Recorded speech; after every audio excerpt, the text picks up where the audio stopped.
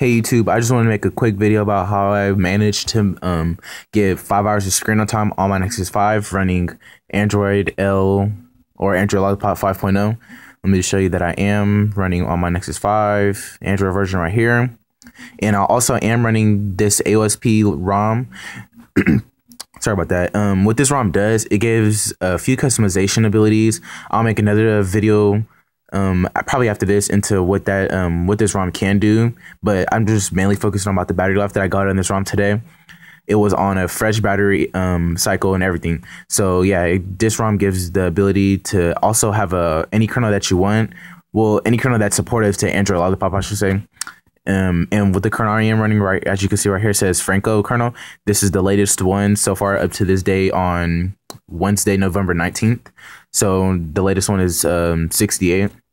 And what I did, a few things I did was, here, let me check back in settings. A few things I did to manage this or get this 5 hours in screen on time was what I did. I went to Wi-Fi and I went to under advanced. This was already set, like this was enabled already. So I just went ahead and disabled this so it doesn't keep, yeah, I just didn't want Google. I didn't want the services to have my location. I always disable this. So I just save battery life and stuff like that. And also Wi-Fi frequency band, this was set on automatic like already. So what this does, I set it to 2.4 because that's the 2.4 is what my router is, like that's how much gigahertz it has.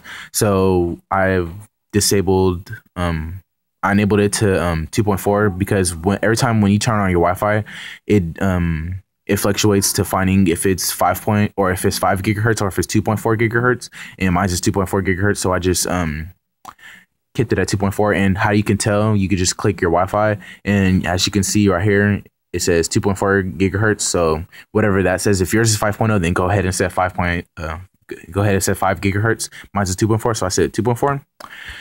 And what I did that, and then I went under more. NFC was already enabled by default when you install Android L. So I just went ahead and disabled this because I don't use NFC. If you do use NFC, you go ahead and keep that enabled. If you don't, go ahead and disable it to save a few battery life or a few hours of battery life. And that's pretty much it. What I did under the main settings. Yeah, that's pretty much what I did under the main settings. Let me go ahead and jump into the Franco kernel updater. This is Franco kernel updater, as you can see right here. The only reason why it probably looks different from the other one is because this is the beta. It's just all material themed. This is pretty much the same thing, just material themed. That's it. It looks pretty nice. I'll have the link in the description of this and how you can get this app and Franco kernel. The Franco kernel for Android Lollipop, and also I'll have the ROM in link in the description.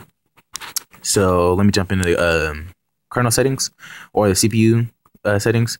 I had it set to 1500 megahertz, and minimum was 300 megahertz. The governor was interactive governor, the voltage control, and these are all set on boot. I just do this manually because it gives me a good battery life.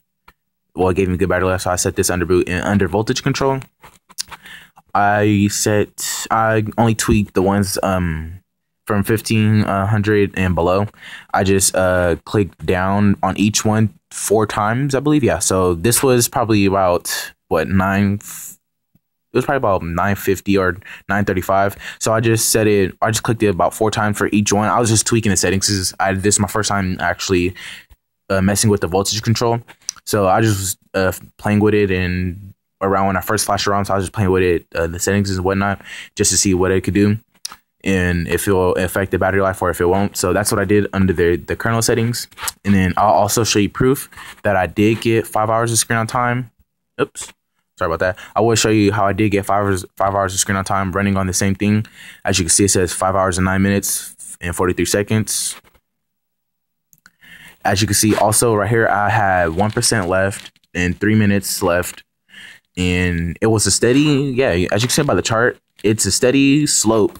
And you can see that I didn't charge my phone. There was no, like, yeah, I didn't charge my phone or nothing. The screen percent was 23, which is pretty good.